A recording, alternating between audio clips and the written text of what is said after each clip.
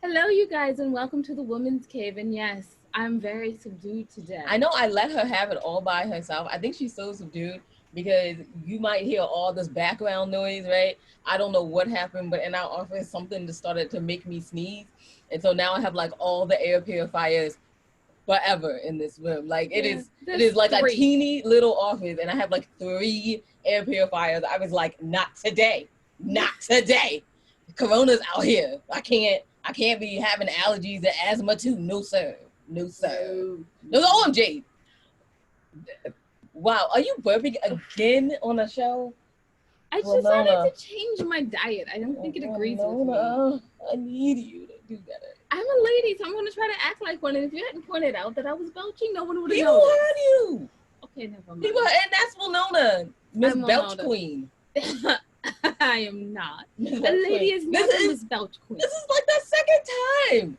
No, that's true. It is no, at this you're not point. a queen of something unless it happens like at least 3. It has to be 3. And then you're noted. So, well, she is the princess then of belching. That's on not air. any better. That's not any better. Yes, it is. You're not the queen, so you're like right down the princess. Anyway, moving on. We Lower. wrote books. Lower. We wrote books. Oh, we're literary life guides with pop poetry. I mean, I guess because somebody had to say it correctly. Yes, correctly. By the way, ooh, this social distance. And this looks like I'm about to punch you in the fist. Like, punch me in the fist. Is that even a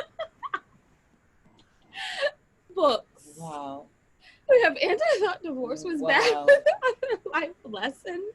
And I Thought Being Grown Up Was Easy. They're both available on audible.com. And then we have the rest of the 13 And I Thought. And then the other fan favorite, which is And I Thought I Did My Journey Alone, one of our only all poetry books. And then we have the Misfit Guide series, and then If Only I Were Me, available only on Barnes and Noble. And then we are the co-founders. I mean, we like to say co-founders just because there's the two of us, but I guess it's like the founders, but co-founders, whatever, right? We change the English language all the time if you read our books. So the 25 hottest indie authors, artists, and advocate magazine, we are the co-founders of that. You can check out everything your ladies are doing on www.andwethought.com. But you guys aren't here to hear about us at all. Because we're boring and I might belch again. Right. So you're here to hear from our wonderful guests. Wonderful guests, would you like to introduce yourself? Yes, I'm LaQuisha Malone, the founder of Strawberry Lit magazine, as well as an author and publisher. I like her. I like it. She did that very concise. So what am I supposed to ask questions about if you did it so concise? I'm joking. Oh, by the way, I did want to say I liked you from the get-go because you're a literary magazine, and so do we. But yours is better. Yeah, I'm pretty sure. It has people on the cover. I know, that's amazing. That is amazing. How did you start doing that? Or did you jump in? Were you just like an author first and then decided you need to do a literary magazine? How did this journey begin for you? Well, first I was an author.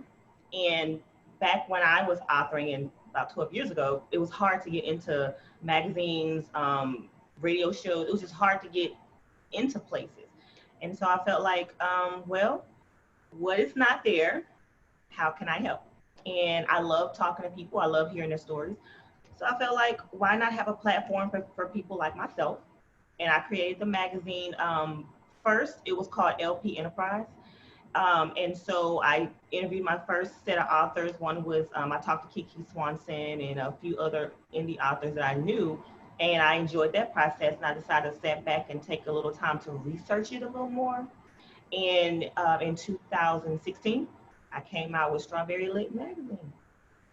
So you said you took time to, Jay, do you have a question? Why is it named Strawberry Lit magazine? It's Strawberry Literature, so it's Strawberry Lit.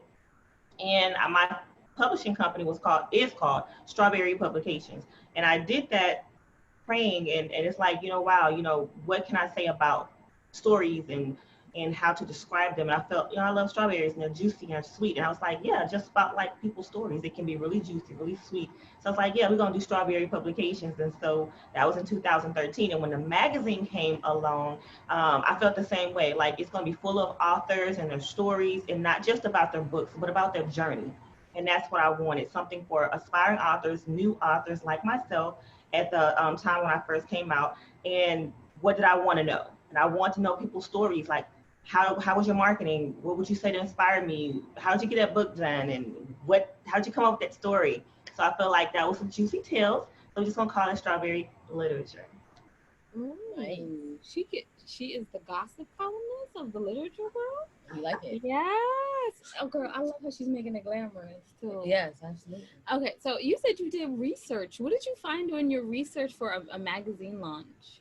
Well, when it came to authors, I found that a lot of people did a lot of book reviews. They did a lot of interviews directly about the books. But the magazines that they introduced a lot of authors plus community and cultural type things.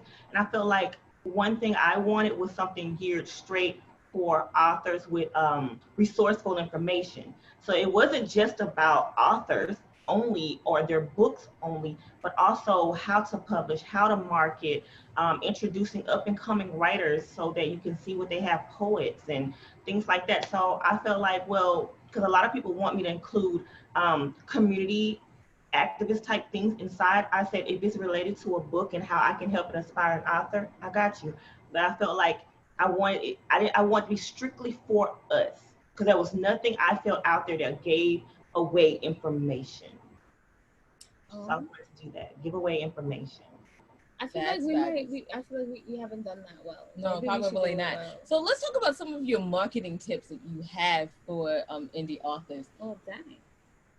Well, some of the things I've placed inside the magazine for sure about marketing and promoting and things like that is one thing that a lot of authors that I find they don't have. A lot of them don't have, websites. They don't understand the SEO of it, and some people think you have to pay for it when you can do all that for free. And some people they don't. I run across this a lot. People don't have flyers to market themselves, and they don't know what to get, what's the color schemes, things like that. So I try to include all of that inside of the magazine that, you don't want to bombard people with a bunch of different busy things going on. And you don't want to not have means and ways to promote yourself and market yourself and how to do that foot traffic versus online as well. So I try to include a little bit of all of that from blogs to this upcoming issue that I'm working on for this weekend.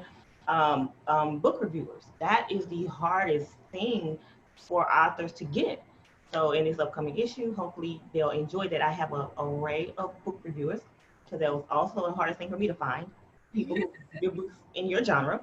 So finding book reviews, also leaning on email subscriptions and building up your emailing list, all those different things. So you're not just bombarding people on social media, but you also find your own home, your own community of people and not relying solely on Facebook or solely on Instagram and things like that. Ooh, that's fabulous. How often does your magazine come out? Right now it's seasonal. So it comes out 4 times a year. In the beginning, it was 10 times a year, but I had to cut it down because my problem was it was so new and I didn't have a lot of authors who participated. And they were like, they didn't understand my following. No one understood what I was trying to do. So it was very hard to get that participation. So I cut it down to seasonally. So I have plenty of time to gather as many authors as I can to put in. So it comes out at the beginning of every season. So do you do all of the interviews yourself and write all the articles, or do you have other people that work for you? I do it myself. Oh my! I have had people who worked with me in the past who were also authors, but the problem I ran into that the deadlines weren't being met. They were trying to market and promote their own books, and so I got pushed behind, which was understandable and everything like that. So I was like, I'll just work on it myself because I don't like to give away a lot of control. Because of that reason, I was always afraid that would happen, and it did. So now, if someone wants to write, I always tell them, sure, just send me what you got, and I'll take a look at it and see if it fits, what I'm trying to say. Because all I want is to offer information and resources to authors who are just like me, who didn't know, who didn't understand, and who needs that information. I have 2 questions. Absolutely. One is a narcissistic question, so let's just get that. When can I be on the cover? Number 2. Never. Number 2, when you go, what does it require for an author to be in your magazine? How do you select? How do they contact you to be in your magazine? your cover one first. For people to be on the cover, all I ask is that you submit for interviews, because I choose from the interviews who I want to be on the cover. And once you submit your photo and your bio and things like that, I judge off of that. I tell people when they say I want to be on the cover and they send me a photo like this, where I'm at, and I'm like, listen, have you seen my covers? That's all I want to know. Have you saw any cover? Because it doesn't look like this. And they send grainy photos, and I'm like, have you seen the cover? That's all I want to know. And you got to send us something a little bit better. So as long as I can have something that's presentable and your story is great, I love you for the cover. And how I select or pick people for interviews in that manner, you just submit.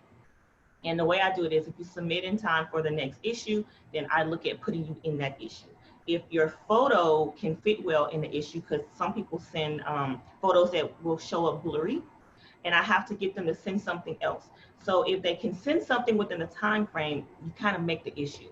As long as you have that story, as long as you have something that I can ask you about related to authoring, you're good.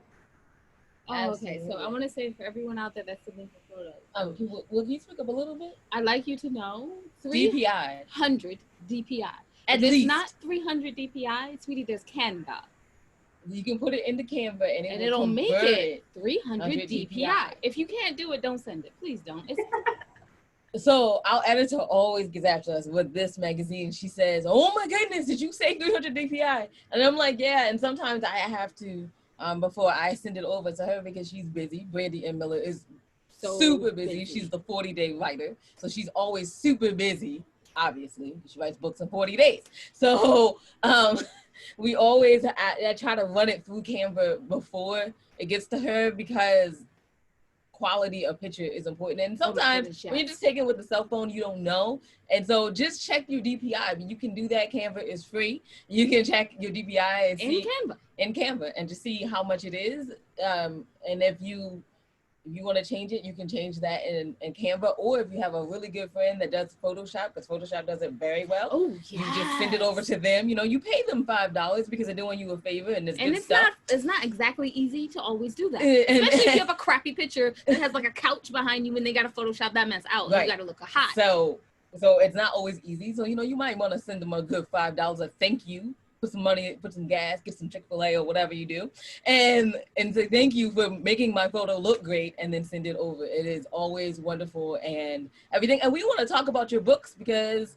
we haven't done that yet. Let's talk about your books. Let's hear titles. Yes. Well, I published my first book of poetry because I was a poet first back in 2008. Not knowing anything about the publishing industry, question authors, no one would help me. They would leave me on red. But that was way back then. It's hard. It's easier now to get help than it was back then. And so I write poetry. I write young adult. That's my heart. That's my love. And I also write a little bit of adult fiction. And I have an anthology with a lady coming up where I wrote a suspenseful story, which was my first. So my goal is to write real life social issues. And I didn't even know that was a genre. But it is a genre. So that's kind of where I write for young adults. I work with them for 15 years. So just have my love there for them. Oh, absolutely. My goodness. So when can people find out more about you, and what do you have coming up and next? How can they subscribe to the Strawberry Lit magazine? Okay, sure. For me personally, you can just go to LaQuishaMalone.com, which is my name, and you can find all information out there about me there. And for the magazine, you can subscribe or visit Strawberry Lit magazine. I just introduced subscriptions. So I have 2 subscriptions going on right now. You can do a yearly digital subscription, or you can just pay for a paperback as they come. I don't know how I'm going to do the paperback subscription per se, but I'm waiting to see what it all, because this is my first time getting a printed copy to look the way that it looks now. So I'm excited about my new printer. So I'm waiting on that to see how I can flow that into a yearly subscription.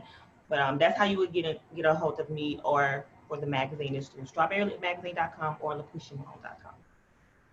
Thank you so much for being here today. Yes. Jade, would you like to wrap this Absolutely. Up? You can find out everything your ladies are doing on www.andwethought.com. While you're there, take a moment, go to the ladies tab, go to the middle of the page, and see the charities that we proudly represent. Yes, we know that money is tight nowadays and people really don't have it to give, and we understand that. Maybe you have some clothes or other things you want to donate to them. or you're thinking about donating to charity, maybe you want to see if they will accept it. And if you don't even have that, that's okay also. Maybe you just want to see what they're doing, and maybe you just want to reach out and say, thank you for doing that good work, and please continue to do it, because who of us does not need encouragement? We all need encouragement. So we thank you in advance for that. And remember, wisdom is all around you if you're open to finding it and accepting it. So peace and love, you guys, from Winona and Jade. Thanks for listening. Bye-bye.